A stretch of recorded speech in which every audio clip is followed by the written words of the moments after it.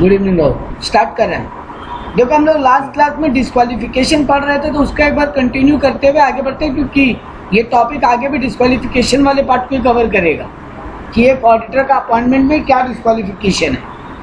तो सबसे पहला बात बोला, वो बॉडी कॉर्पोरेट नहीं होना चाहिए, कंपनी का ऑफिसर या एम्प्लॉय नहीं होना चाहिए, बिजनेस का पार्टनर भी नहीं होना चाहिए, पार्टनर का रिलेटिव भी नहीं होना चाहिए, या ऊपर जो ऑफिसर या एम्प्लॉय बताए उनका रिलेटिव भी नहीं होना चाहिए, और उसका कंपनी में कोई इंटरेस्ट भी नहीं होना चाहिए।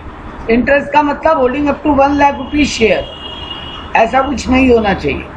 इसके अलावा और अब बात आगे क्या पढ़ेंगे, a person indebted to company or its subsidiary or holding in excess of 5 lakh, company से या सब्सिडियरी से 5 लाख से ज्यादा का अगर डेप्ट है, तो डेप्ट का मतलब लोन है, लोन या हाँ, तो वैसा कुछ अगर है, या person giving guarantee in excess of 1 lakh, तुम्हारा बिजनेस एक चार्टर्ड अकाउंटेंट के लिए 1 लाख से ज्यादा के लोन का गारंटी दिया है, गारंटी, तो फिर वो चार्टर्ड अकाउंटेंट तुम्हारे बिजनेस का ऑडिटर नहीं हो सकता।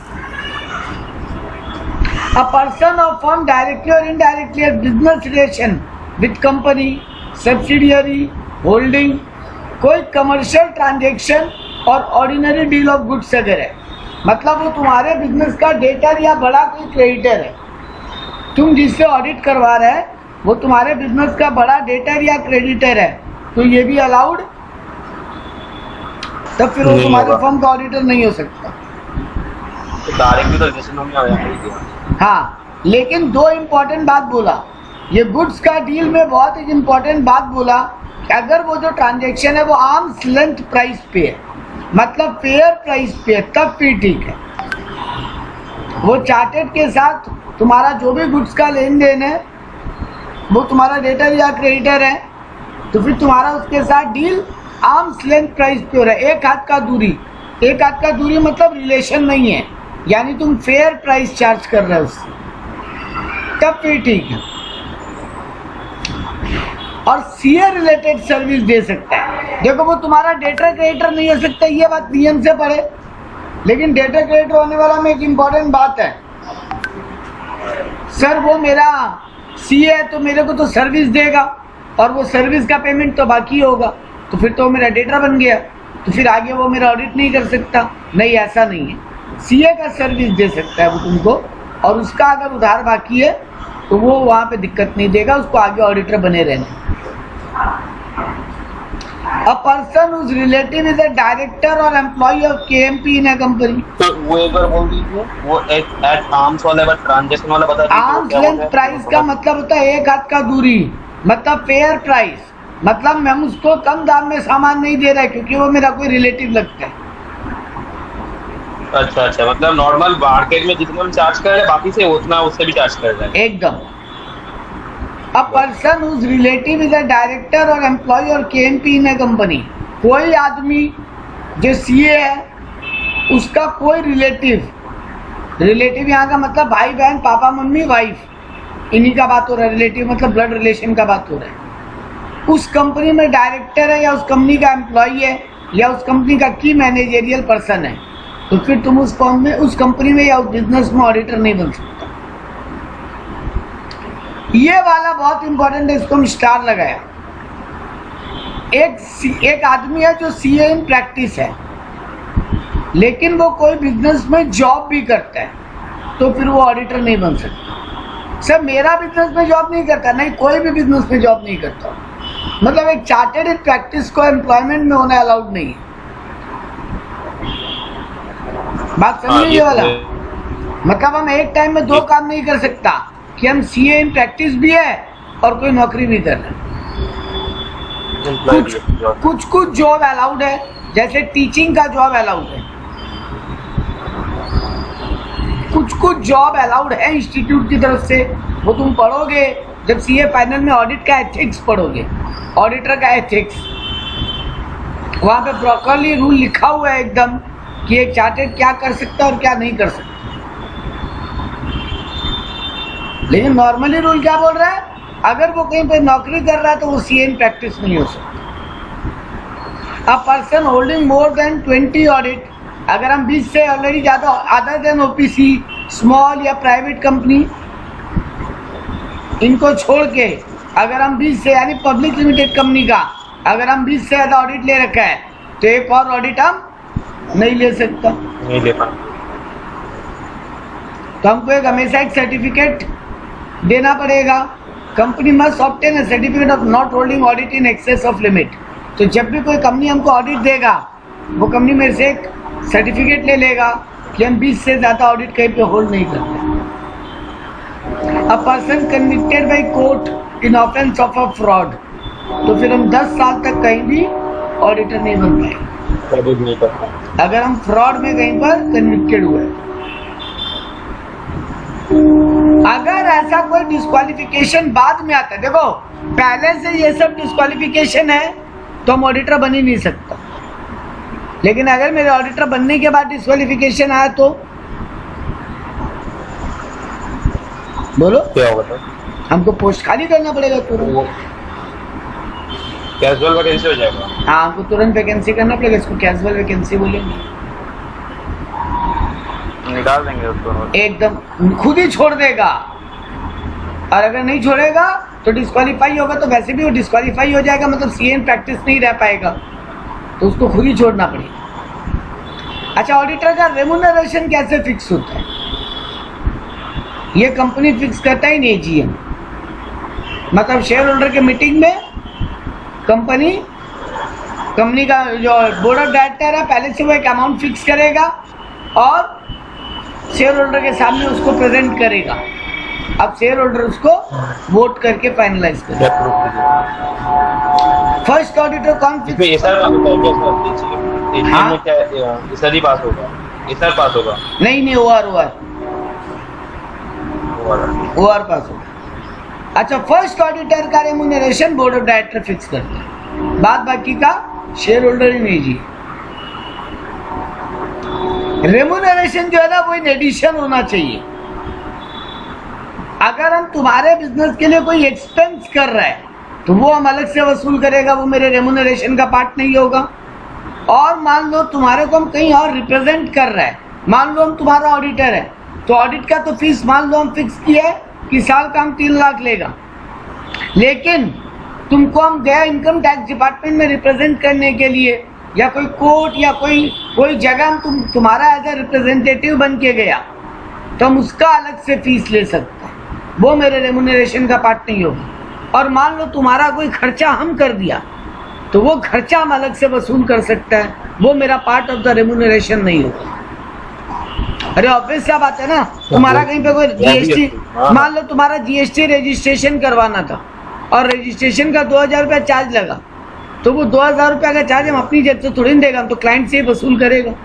एक बार हम अपनी जेब से दे देगा, लेकिन बाद में तो क्लाइंट से ही रिकवर करेगा। तो क्लाइंट के लिए कोई भी एक्सपेंस करेंगे वो अलग से वसूल करेंगे, वो रेम्यूनरेशन का पार्ट नहीं होगा। ठीक है ना?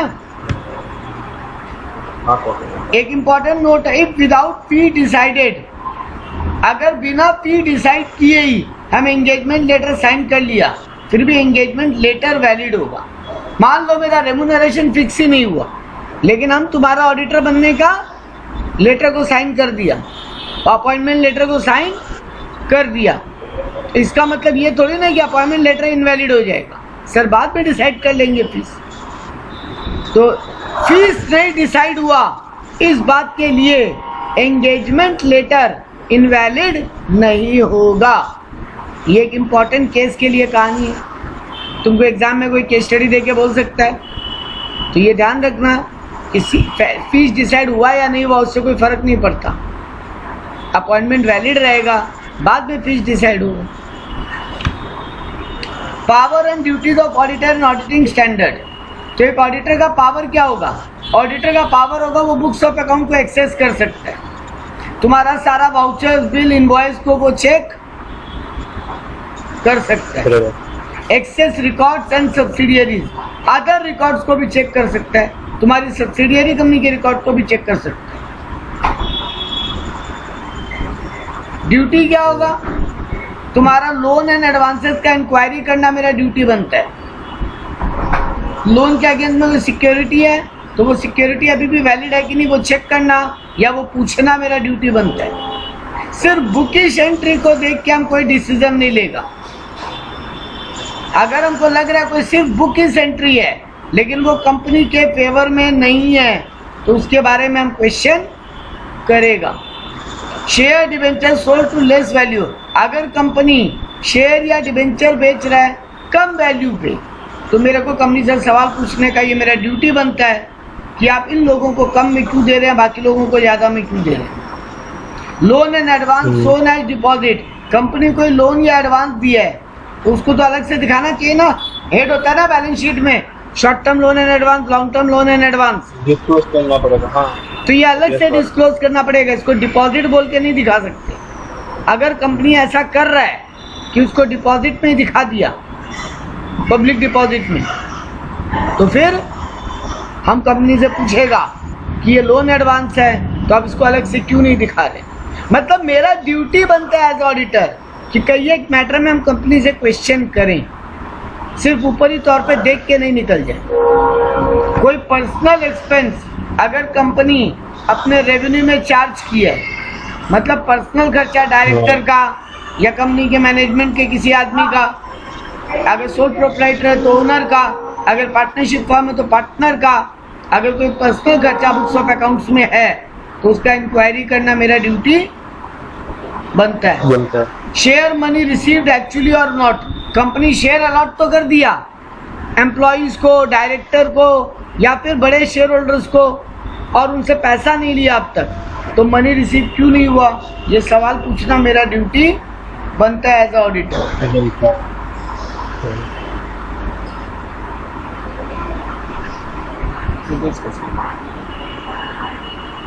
Make a report to member, जो भी अकाउंट हम एग्जामिन करेगा उसका रिपोर्ट हम किसको देगा, शेयर होल्डर को। इसीलिए जब ऑडिट रिपोर्ट बनता है तो उस पर लिखा रहता है to the share holder of the company, तो हम रिपोर्ट हमेशा मेंबर लोग को देगा, मतलब शेयर होल्डर लोग को देगा। हम ये हमेशा फॉर्मेट आप बोले थे, हाँ अब एक फॉर्मेट आप बोले थे जब हम लोग ऑडिट पढ़ाए थे, हाँ, तो आप लिखना पड़ता है फॉर्मेट में हमको। अगर वो नॉर्मल एनुअल रिपोर्ट है, वो स्टैट्यूटरी ऑडिट है, तो हमको शेयर होल्डर के नाम से रिपोर्ट बना के देना पड़ेगा। Take care of the accounting provision and accounting in reports, जो भी तुम्हारा अकाउंटिंग स्टैंडर्ड है और जो भी अकाउंटिंग प्रोविजन है वो प्रॉपर्ली फॉलो हुआ है कि नहीं, प्रॉपर्ली शो हुआ है कि नहीं, ये मेरा ड्यूटी बनता है। कंपनी को जो जो प्रोविजन बनाना चाहिए सब बना है कि नहीं, अकाउंटिंग स्टैंडर्ड का जो भी नियम है फॉलो हुआ है कि नहीं। फाइनेंशियल स्टेटमेंट पे अपना ओपिनियन एक्सप्रेस करना भी मेरा ड्यूटी बनता है। इनके अलावा हमको और क्या बताना चाहिए, all information obtain along with explanation, मेरे को जो जो जानकारी मिला है कंपनी का और उसका अगर कोई एक्सप्लेनेशन लिखने का ज़रूरत है तो हम अपने रिपोर्ट में प्रॉपर एक्सप्लेनेशन लिखें उसका।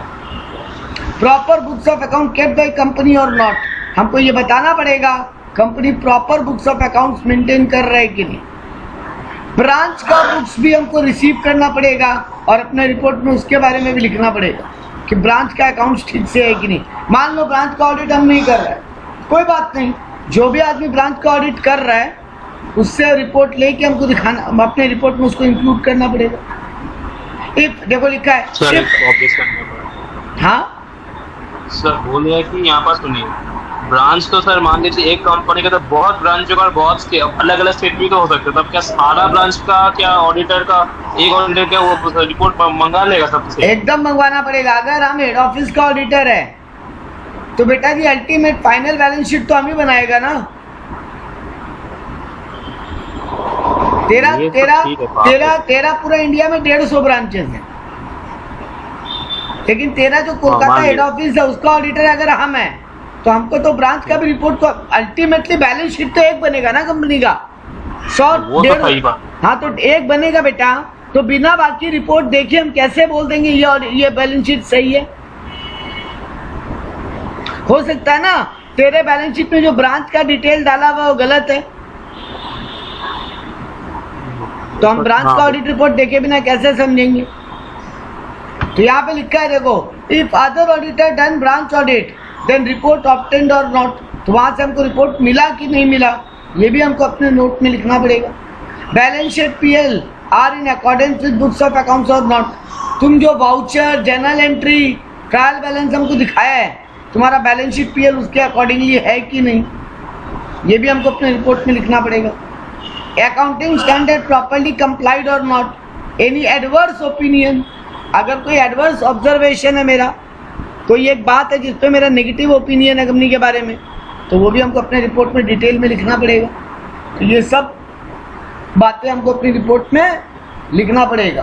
प्रॉपर अपॉइंटमेंट ऑफ डायरेक्टर हुआ है कि नहीं हुआ, company has adequate internal control और not, company has disclosed any impact on pending litigation, litigation मतलब कोर्ट केस, कोई पेंडिंग कोर्ट केस चल रहा है कंपनी का, तो कंपनी उसके बारे में सब कुछ डिटेल में तुमको बताया है कि नहीं, मतलब ये लायबिलिटी आने का चांस है कि नहीं। Provision made for such litigation, अगर वैसा लिटिगेशन कोई चल रहा है और कंपनी को लग रहा है कि अल्टीमेटली हम केस हारेंगे और हमको पेमेंट करना पड़ेगा, तो फिर उसका क्या बनाना चाहिए, प्रोविजन। तुम कंटिजेंट लायबिलिटी तो अलग बात हो गया, अगर ये कंटिजेंट लायबिलिटी तो है ही, लेकिन अगर ये कंटिजेंट लायबिलिटी एक्चुअल लायबिलिटी बनने का बहुत ज्यादा चांसेस है, तो उसका प्रोविजन भी तो बनाना पड़ेगा। कंटिजेंट लायबिलिटी तो बैलेंस शीट में नहीं आता। तो नोट में, हाँ, लेकिन बेटा जी नोट में कंटिजेंट लायबिलिटी लिख रखे हैं, ठीक बात है, लेकिन अगर हमको कंपनी का मैनेजमेंट बता रहा है कि मोटा मोटी ये केस हम हारेंगे सर, ये केस हम जीत नहीं पाएंगे, हमारे अगेंस्ट बहुत ज्यादा ही स्ट्रांग है, तो फिर तो अगर कंपनी को लग ही रहा है कि कंपनी केस हारेगा और ये लायबिलिटी कंपनी को देना ही पड़ेगा, तो पहले प्रोविजन बना लो थोड़ा सा, तो वो प्रोविजन बना है कि नहीं बना ये चेक करना और ये रिपोर्ट में लिखना पड़ेगा। कंपनी इन्वेस्टर एजुकेशन फंड में कोई भी अगर पैसा ट्रांसफर करना है तो प्रॉपर्ली किया है कि नहीं, और ये सब बात बैलेंस शीट में प्रॉपर्ली डिस्क्लोज, फाइनेंशियल स्टेटमेंट में प्रॉपर्ली डिस्क्लोज्ड है कि नहीं। रिपोर्टिंग ऑफ फ्रॉड, अगर हम कोई फ्रॉड पकड़ते हैं, if auditor has a reason to believe, तो उसको सेंट्रल गवर्नमेंट को रिपोर्ट करना पड़ेगा अगर अमाउंट 1 करोड़ से ज्यादा का है। अगर फ्रॉड का अमाउंट 1 करोड़ से ज्यादा का है और ऑडिटर ये बिलीव कर रही है 1 करोड़ से ज्यादा का है, तो ऑडिटर को सेंट्रल गवर्नमेंट को रिपोर्ट करना चाहिए। अगर एक काम और होगा तो कुछ नहीं करेगा, छोड़ देगा ऐसे। नहीं बता रहे हैं क्या होगा, दोनों पढ़ेंगे, अगला वही टॉपिक होने वाला है अभी। तो देखो अगर ये हम 1 करोड़ से ऊपर का बिलीव कर रहे हैं, पहले हम बोर्ड ऑफ डायरेक्टर को बताएंगे 2 दिन के अंदर, जिस दिन हम फ्रॉड पकड़ा उसके 2 दिन के अंदर में पहले हमको बोर्ड ऑफ डायरेक्टर को बोर्ड बताना पड़ेगा। बोर्ड ऑफ डायरेक्टर को हम 45 डेज का टाइम देंगे कि वो हमको रिप्लाई करे, और जो भी रिपोर्ट हमको बोर्ड ऑफ डायरेक्टर देगा वो हम सेंट्रल गवर्नमेंट को फॉरवर्ड कर देंगे नेक्स्ट 15 डेज में। बोर्ड ऑफ डायरेक्टर जो भी रिप्लाई किया और मेरा जो भी कमेंट है पूरा लिखते हुए। लेकिन अगर बोर्ड ऑफ डायरेक्टर रिप्लाई नहीं करे सर, तो फिर जो हम फ्रॉड, जो मेरा रिपोर्ट है, जो मेरा ऑब्जर्वेशन है, वो 45 डेज के अंदर हम सेंट्रल गवर्नमेंट को फॉरवर्ड कर दें अगर 1 करोड़ से ऊपर का फ्रॉड हो। मेरा बात समझ में आया? अगर 1 करोड़ से ऊपर का फ्रॉड है, हम पहले 2 दिन के अंदर बोर्ड ऑफ डायरेक्टर को बताएंगे, बोर्ड ऑफ डायरेक्टर को 45 दिन का टाइम देंगे रिप्लाई करने का। बोर्ड ऑफ डायरेक्टर जो भी रिप्लाई देगा वो प्लस मेरा कमेंट सब लिख के 15 दिन के अंदर सेंट्रल गवर्नमेंट को भेज देंगे। अगर बोर्ड ऑफ डायरेक्टर रिप्लाई नहीं करे सर, तो हम बोर्ड ऑफ डायरेक्टर को कितना दिन दिया था, 45 दिन। जैसे ही वो खत्म होगा उसके नेक्स्ट 45 डेज के अंदर हम अपना पूरा ऑब्जर्वेशन और अपना पूरा अकाउंट सब बोर्ड सेंट्रल गवर्नमेंट को भेज देंगे, और ये भी बता देंगे कि बोर्ड ऑफ डायरेक्टर कोई रिप्लाई नहीं कर रहा।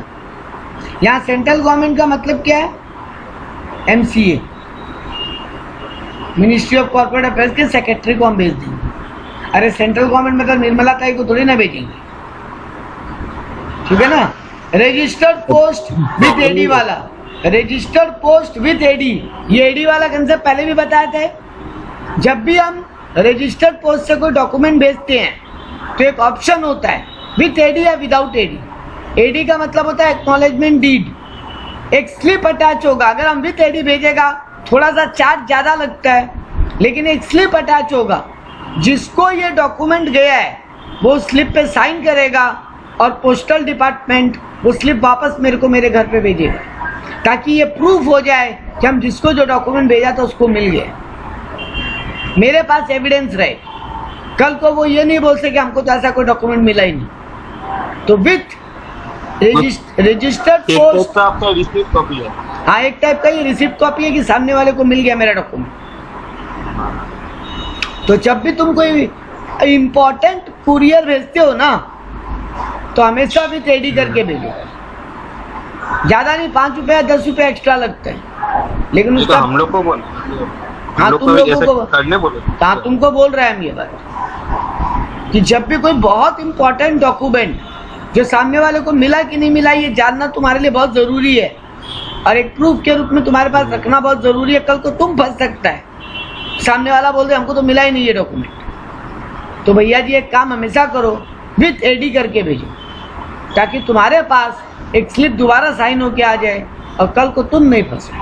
तो जब भी हम ऐसा कोई एनसीए को भेजेंगे विथ एडी भेजेंगे, और एनसीए को मेल भी कर देंगे। और ये ऑडिटर का लेटर हेड पे ये रिपोर्ट होगा, जिसका फॉर्मेट है एडीटी 4। एक फॉर्म दिया हुआ एडीटी 4, वो फॉर्म भर के भेजेंगे अपने लेटर हेड के। अब आते हैं तुम्हारा वाला बात के ऊपर। सर अगर अमाउंट 1 करोड़ से कम का है तो हम सबसे पहले रिपोर्ट करेंगे बोर्ड ऑफ डायरेक्टर्स को इन 2 डेज कि कौन कौन पार्टीज इसमें इन्वॉल्व है, ये हम बोर्ड को बताएंगे। बोर्ड को ये बात अपने बोर्ड ऑफ डायरेक्टर के रिपोर्ट में इसको डिस्क्लोज करना पड़ेगा कि ऑडिटर एक ऐसा फ्रॉड पकड़ा है और ये पार्टी इसमें इन्वॉल्व है और बोर्ड ऑफ डायरेक्टर क्या एक्शन लिए। यानी 1 करोड़ से कम का फ्रॉड हमको सेंट्रल गवर्नमेंट को बताने का दरकार नहीं है, हम बोर्ड ऑफ डायरेक्टर को बता देंगे। बोर्ड ऑफ डायरेक्टर उसको अपने रिपोर्ट में डिस्क्लोज करके शेयर होल्डर को भेज देगा। अगर बोर्ड ऑफ डायरेक्टर ऐसा नहीं करे तो ऑडिटर ऑडिट छोड़ सकता है या खुद शेयर होल्डर को इन्फॉर्म कर सकता है। ठीक है। अब एक बहुत इंपॉर्टेंट बात, मान लो एज अ ऑडिटर हमको लगा एक फ्रॉड हुआ है पवित्रो लिमिटेड में 1 करोड़ से। सर आप मेरे नहीं तुम्हारे नाम आता है जब हमको फ्रॉड याद आता है। सुनो मेरा बात, चलो एक XYZ लिमिटेड में एक फ्रॉड हुआ है, हमको लग रहा है एज ऑडिटर। हम ये बात सेंट्रल गवर्नमेंट को भेज दिया, अगर 1 करोड़ से ऊपर का फ्रॉड है तो, और 1 करोड़ से नीचे का फ्रॉड है तो बोर्ड ऑफ डायरेक्टर को बोल दिया। कल को अगर ये फ्रॉड नहीं निकला, मेरे को लगा था ये फ्रॉड है और कल को ये फ्रॉड नहीं निकला, तो मेरा क्या होगा? कुछ नहीं होगा सर। देखिए मेनली क्या होता है, आप तो एक ऑडिटर है ना, और आप तो हमेशा एब्सोल्युटली तो कुछ बोलेंगे नहीं, जो देंगे रीजनेबल एश्योरेंस देंगे। तो ये तो सर सभी तो जानते हैं। सही बात है। तो यही बात यहाँ पे लिखा है कि auditor is doing this in good faith so is not held guilty. Auditor ये गुड फेथ में कर रहा है। हाँ, अगर हम जानबूझ के किसी को फंसाने के लिए करें तो 1 लाख से 25 लाख तक का फाइन है। हम कंपनी का नाम बदनाम करने के लिए किया ही, हम कंपनी का डायरेक्टर को फंसाने के लिए किया ही, क्योंकि डायरेक्टर मेरे को रिश्वत नहीं दे रहा था। तब तो आपको जितना पैसे बोलिएगा हम उसको दे देंगे। अच्छा, मेरे कंपनी तब तो फाइन पेनल्टी लगेगा ना। लेकिन अगर सर आप गुड फेथ में कर रहे हैं एज ऑडिटर तो फिर आप गिल्टी नहीं मानेंगे। ठीक है। खौफ आप बिल्ड कर दिए मेरे ऊपर। क्या कर दिया? खौफ होता है ना, खौफ। अरे अगर सच में कर दिया तो कोई बात नहीं। सही बात है। अच्छा, special provision for government companies. अगर गवर्नमेंट कंपनी का तो कौन ऑडिट करेगा? CAAG CAG. और एक देखो एक बात बताते हैं बेटा, सारे गवर्नमेंट कंपनी का ऑडिट हो सकता है, कैग नहीं कर पाए, लेकिन कैग जिसको अपॉइंट करेगा नॉर्मल भी ऑडिटर हो सकता है। देखो कैग का भी एक ऑडिटिंग टीम होता है, वो लोग के पास भी ऑडिटर होते हैं, उन लोगों से भी ऑडिट करवाता है कैग। लेकिन कई बार कैग जब वो पूरा इंडिया में बहुत सारा एजेंसीज है, बहुत सारा गवर्नमेंट डिपार्टमेंट है, हर स्टेट का बहुत सारा डिपार्टमेंट है, सेंट्रल का बहुत सारा डिपार्टमेंट है, फिर म्युनिसिपैलिटी का बहुत सारा डिपार्टमेंट है, बहुत सारा गवर्नमेंट कंपनीज है। बेटा सबका ऑडिट करने के लिए कैग के पास क्या इतना बड़ा टीम है क्या? सर नहीं है, नहीं है सर। तो क्या करेगा, किसी भी नॉर्मल ऑडिटर को भी वो अपॉइंट कर सकते हैं, लेकिन वो ऑडिटर भी किसको रिपोर्ट देगा, कैग को। तो कैग या तो खुद ऑडिट कर सकते हैं या कैग किसी को अपॉइंट कर सकते हैं, ठीक है ना। जी sir. CAG in 60 days order supplementary audit by person authorised by CAG. जो भी गवर्नमेंट डिपार्टमेंट होगा, फाइनेंशियल ईयर खत्म हुआ उसके 60 days के अंदर कैग जिसको अपॉइंट करेगा वो आदमी ऑडिट करेगा।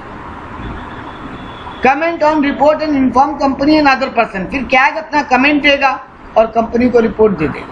मान लो जैसे BSNL, मान लो भेल, मान लो steel authority of India, SAIL, ONGC, ये सब तो गवर्नमेंट कंपनीज है ना। तो इनका मान लो नीरज चौराड़िया को कैग उनका किसी एक का ऑडिट करने के लिए दिया, नीरज चौराड़िया एंड एसोसिएट को, तो अब हम ऑडिट करेगा, हम रिपोर्ट कैग को देगा, कैग उसको पूरा पढ़ेगा, उस पर अपना कमेंट या ऑब्जर्वेशन देगा और फिर वो रिपोर्ट कंपनी को भेज देगा। अगर कैग को कोई बड़ा प्रॉब्लम नजर आया मेरे रिपोर्ट में तो कैग टेस्ट ऑडिट भी दे सकता है। मतलब अब कैग अपना टीम खुद उतारेगा। अगर कैग को लगता है कि नीरज का जो रिपोर्ट है उससे लग रहा है कंपनी में बड़ा प्रॉब्लम्स है, तो फिर कैग टेस्ट ऑडिट दे सकता है। टेस्ट ऑडिट का मतलब अब कैग का टीम ऑडिट करेगा दोबारा। जनरली नहीं होता, जनरली वो मेरे ही रिपोर्ट को मान ले। ब्रांच ऑफिस ऑडिट का क्या रूल है, अगर इंडिया में तुम्हारा ब्रांच है तो audit can be done by companies auditor या फिर कोई अदर क्वालिफाइड पर्सन। मतलब तुम्हारा जो मेन ऑडिटर है वही ब्रांच ऑडिट कर ले, या फिर तुम चाहो तो किसी और को अपॉइंट कर लो, वो ब्रांच ऑडिट करेगा और फिर वो मेन ऑडिटर को रिपोर्ट देगा, मेन ऑडिटर उसको अपने मेन रिपोर्ट में कंबाइन कर लेगा। अगर तुम्हारा ब्रांच आउटसाइड इंडिया है तो कंपनी का ऑडिटर भी ऑडिट कर सकता है। कोई वहां का क्वालिफाइड अकाउंटेंट अगर कोई डिग्री है तो वो डिग्री होल्डर भी ऑडिट कर सकता है। जैसे यूएस में CPA होता है, ब्रिटेन में ACCE होता है। हाँ, तो वो लोग ऑडिट कर सकते हैं। Branch auditor send report to company auditor and he shall deal in his audit report. ये बात पहले भी कर चुके हैं। Duties and power of company auditor will be same. हाँ, ये बात ध्यान रखना, अगर मेन ऑडिटर को लग रहा है कि नहीं वहाँ का ब्रांच ऑडिटर ठीक से ऑडिट नहीं किया है तो क्या मेन ऑडिटर खुद जाके ऑडिट कर सकते हैं? उसको ड्यूटी या पावर है? बिल्कुल है, बिल्कुल है। हाँ, this provision is also applicable to cost accountant and company secretary. यही सेम बात कॉस्ट अकाउंटेंट में भी होता है कि तुम्हारा 10 तो फैक्ट्री है तो 10 अगर फैक्ट्री का 10 तो कोई तुम CA में रखा जो लोग फैक्ट्री का ऑडिट करेगा, फिर वो लोग क्या करेगा, मेन CA को अपना रिपोर्ट भेजेगा और मेन CA उसको अपने रिपोर्ट में उसको कंबाइन कर ले। मतलब CS लोग क्या ऑडिट करते हैं? CS ऑडिट CS क्या देखता है बताते हैं। CS तुम्हारा जो एनुअल रिपोर्ट होता है ना, एनुअल रिपोर्ट याद है जिसमें कंपनी में पूरा साल में क्या चेंजेस आए, और कंपनी लॉ का बहुत सारा रूल है जो एक कंपनी पे एप्लीकेबल होता है, तो वो सारा रूल कंप्लाई हो रहा है कि नहीं हो रहा है ये चेक करता है CS। तुम्हारा कंपनी के ऊपर जो कंपनी लॉज का रूल अप्लाई है वो तुम कंप्लाई किया है कि नहीं किया, इसका कंप्लायंस रिपोर्ट देता है CS के रिपोर्ट को कंप्लायंस रिपोर्ट बोलते हैं, ठीक है। Auditor not to render certain college के एक मिनट सुनिए, 2 मिनट का। मेरे जब कॉलेज में जब ऑडिट पढ़ाया था ना तो हम लोग को क्या बोला था, क्या सेक्रेटेरियल ऑडिट CS करता है। हमको भी तब से डाउट होने लगा CS क्या ऑडिट करता है। हाँ, यही सेक्रेटेरियल ऑडिट होता है। कंप्लायंस रिपोर्ट जो बनता है ना यही सेक्रेटेरियल ऑडिट होता है। मतलब कंपनी लॉ का रूल जो कंपनी तुम्हारी कंपनी पे अप्लाइड है वो सारा फॉलो हुआ है। साल में 4 बार बोर्ड मीटिंग करवाना, बहुत सारा रूल है ना, डायरेक्टर का अपॉइंटमेंट का रूल, कोरम का रूल, मिनट्स ठीक से बनाए कि नहीं उसका रूल। तो जो कंपनीज लॉ का जो रूल तुम्हारे कंपनी पे अप्लाइड है, स्टैट्यूटरी मीटिंग अगर तुम पब्लिक लिमिटेड है तो साल तुम्हारा लाइफ टाइम में एक बार स्टैट्यूटरी मीटिंग होना चाहिए। बहुत सारा ऐसा रूल है ना कंपनी का, वो सारा फॉलो हुआ है कि नहीं। डायरेक्टर का अपॉइंटमेंट के सारे नियम कंप्लाई किया कि बस मर्जी आया उसको डायरेक्टर अपॉइंट कर दिया, ठीक से नियम कानून फॉलो हुआ। अच्छा, अब अगला हेडिंग है auditor not to render certain services. कई एक काम है जो ऑडिटर नहीं कर सकता। Service allowed as approved by board and account. Prohibited क्या क्या है वो पढ़ रहे हैं।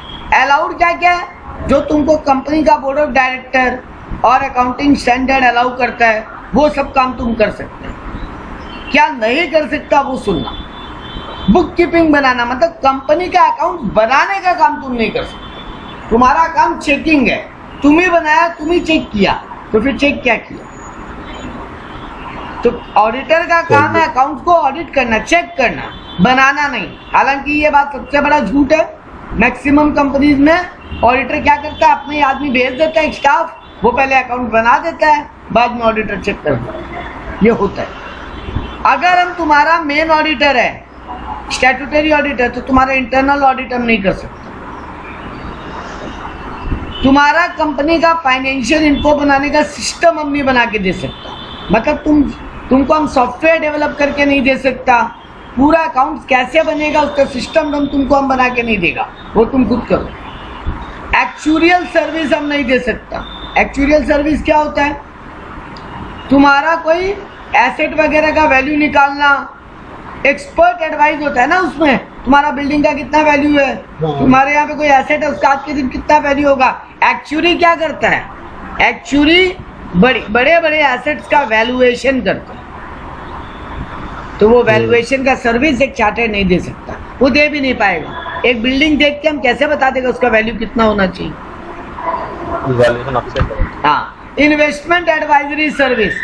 तुम कंपनी है, तुम मेरे से पूछ रहा सर बताइए ना पैसा कहाँ इन्वेस्ट करें, ये एडवाइजरी देना मेरा काम नहीं। तुम्हारा investment banking service, mutual fund, SIP, ये सब का एडवाइस हम नहीं देंगे। आउटसोर्स फाइनेंशियल सर्विस, तुम्हारा अकाउंट किसी और से बदवा के हम दे रहे हैं, ये सब काम हम नहीं करेंगे। मैनेजमेंट सर्विस, तुम्हारे मैनेजमेंट में बैठ के डिसीजन में हेल्प हम नहीं कर सकते। तो बेसिकली ना सर आप बुक्स ऑफ अकाउंट चेक कर सकते हो, टैक्स कैलकुलेशन कर सकते हो, उसके अलावा बाकी सर्विस आपका नहीं है।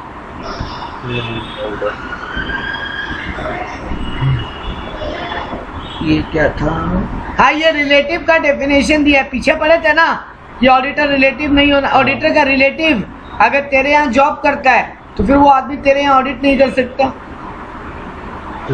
तो कौन कौन रिलेटिव है,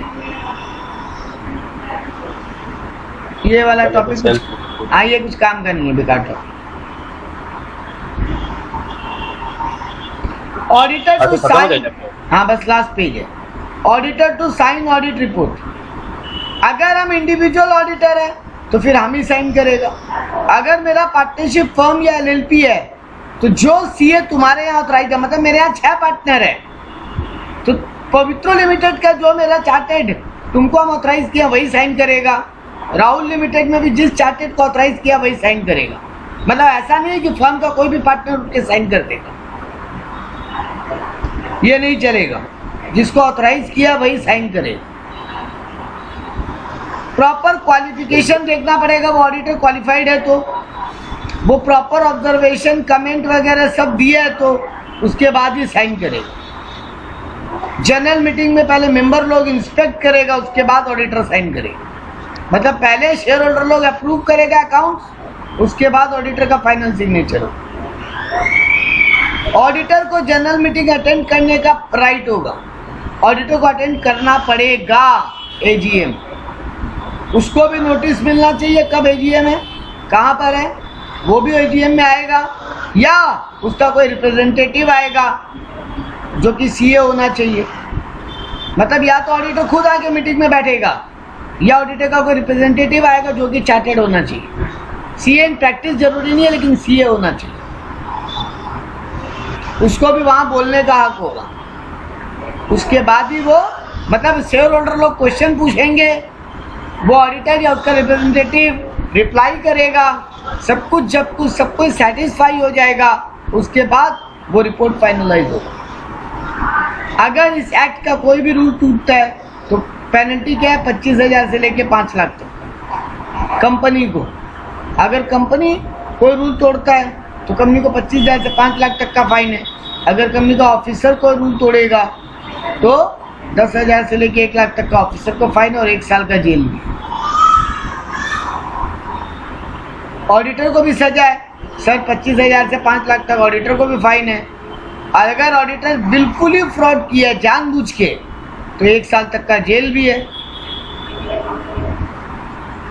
और जो भी वो रेम्यूनरेशन दिया वो कंपनी को उसको वापस करना पड़ेगा, मतलब जो भी उसको फीस वगैरह मिला है वो सब वापस करे। और उसके कारण अगर कंपनी को कोई डैमेज हुआ है तो वो डैमेज का भी भरपाई करके देगा। अगर ऑडिटर बिल्कुल ही फ्रॉड किया है, बिल्कुल। ठीक है। कॉस्ट ऑडिट, आखिरी टॉपिक। कॉस्ट ऑडिट क्या होता है सर? जब फैक्ट्री का ऑडिट होता है और कौन करता है वो?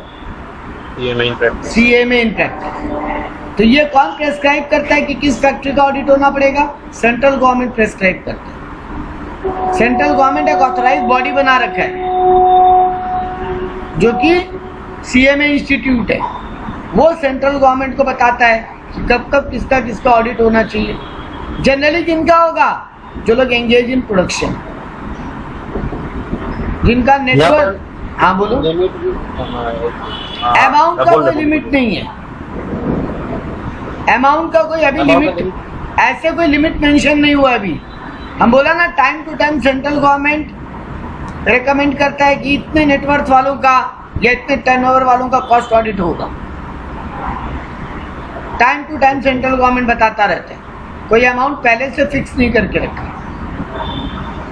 क्या चीज का रिकॉर्ड चेक करेगा वो लोग? रॉ मटेरियल का, लेबर का, अदर कॉस्ट का, जो भी तुम लोग कॉस्ट शीट में आइटम पढ़ते हो सबका। ठीक है। लिमिट हम पढ़े थे, वो क्या 50 लाख से अगर होगा तो कॉस्ट ऑडिट होगा, या 30 लाख के ऊपर होगा तो उसका बुक्स अकाउंट्स करना पड़ेगा। तो कुछ पढ़े थे हमारे वो तो बोला तुमको, हम हर साल सेंट्रल गवर्नमेंट वो अमाउंट बताता है। ओ अच्छा, मतलब उस साल के लिए वो अमाउंट, उस साल के लिए वो अमाउंट था। कौन कंडक्ट करेगा? कॉस्ट अकाउंटेंट कंडक्ट करेगा। इसको अपॉइंट कौन करेगा? बोर्ड ऑफ डायरेक्टर लोग। यहाँ पे शेयर होल्डर का रोल नहीं है। इसका डिस्क्वालिफिकेशन भी सेम एज सीए, जो सीए के लिए डिस्क्वालिफिकेशन का रूल है सेम इसके लिए रूल है। इसका भी रिपोर्ट किसको जाएगा? बोर्ड ऑफ डायरेक्टर को और सेंट्रल गवर्नमेंट। तुम as a cost accountant report देगा बोर्ड ऑफ डायरेक्टर को, और board of director central government को भेजेगा 30 डेज के अंदर। इसका फॉर्मेट है CRA 4, याद रखो, हमको दिक्कत नहीं। सेंट्रल गवर्नमेंट चाहे तो और भी जानकारी मांग सकते, ऑडिटर को बोलेगा, कॉस्ट अकाउंटेंट ऑडिटर को, कि तुम और भी इंफॉर्मेशन है वो हमको दो। ठीक है। जनरली अगर तुम्हारे यहाँ ऑडिट कमेटी है तो CMA को भी ऑडिट कमेटी अपॉइंट करेगा बोर्ड ऑफ डायरेक्टर के रिकमेंडेशन को। जैसे CMA मान लो तुम्हारे यहाँ पे ऑडिट कमेटी है, तो ऑडिट कमेटी डिसाइड करेगा कौन कॉस्ट अकाउंटेंट ऑडिट करेगा, वो फिर बोर्ड ऑफ डायरेक्टर को वो भेजेगा। बोर्ड ऑफ डायरेक्टर उस रिकमेंडेशन को अप्रूव करके उसको अपॉइंट कर देगा। अगर तुम्हारे यहाँ ऑडिट कमेटी नहीं है तो फिर बोर्ड ऑफ डायरेक्टर ही अपॉइंट करेगा एक CMA। ये था ये चैप्टर।